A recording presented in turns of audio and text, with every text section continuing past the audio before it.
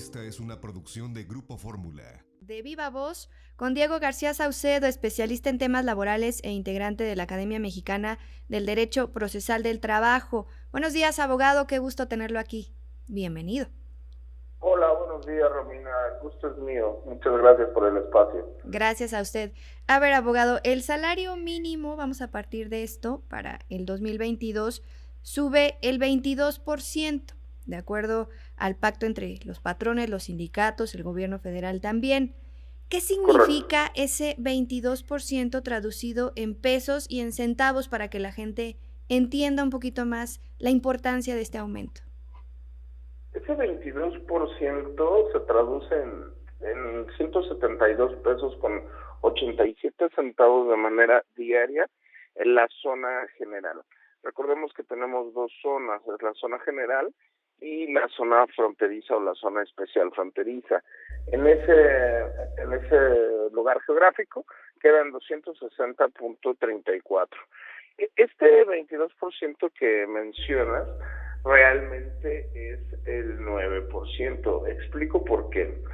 El resto del aumento se refiere a un producto inminente de recuperación.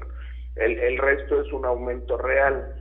Porque según las estadísticas que pone el Coneval, con este aumento del 22% en la zona general nos alcanza para un 70% de la canasta básica, mientras que en la zona fronteriza alcanza para un 112%.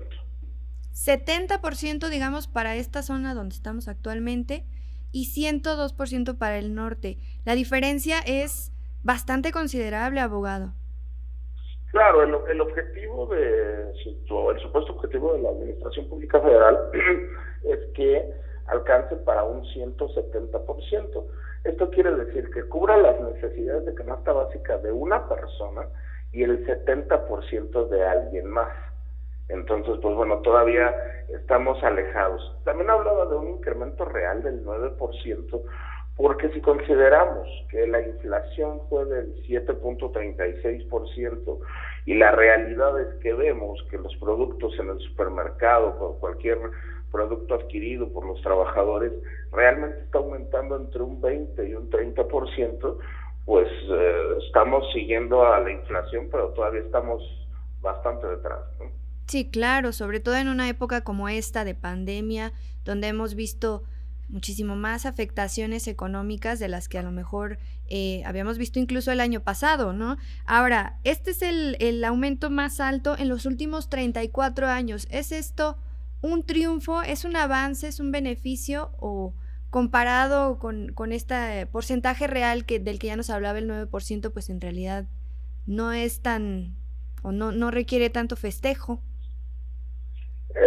Bueno, realmente en lo que estamos de acuerdo, siempre hemos estado de acuerdo todos los sectores, es que teníamos que recuperar el salario mínimo en beneficio de los trabajadores.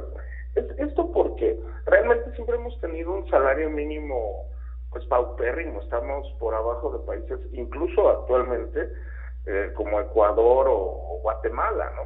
Pero la realidad también es que casi la gente en México no gana el salario mínimo. Se calcula que son alrededor de 6.2 millones de trabajadores los que ganan el salario mínimo. Entonces, es rescatable que haya un acuerdo tripartito, como bien lo mencionas, entre las tres cúpulas, ¿no? La empresarial, la patronal y la de los obreros, los sindicatos.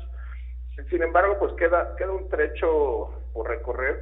Lo que es importante decir es que los aumentos, pues sí son símbolo de un gran esfuerzo, porque tampoco podemos dar, de por sí estos incrementos ya son agresivos. No olvidemos que el 70% del empleo formal de este país es otorgado por pequeños y microempresarios.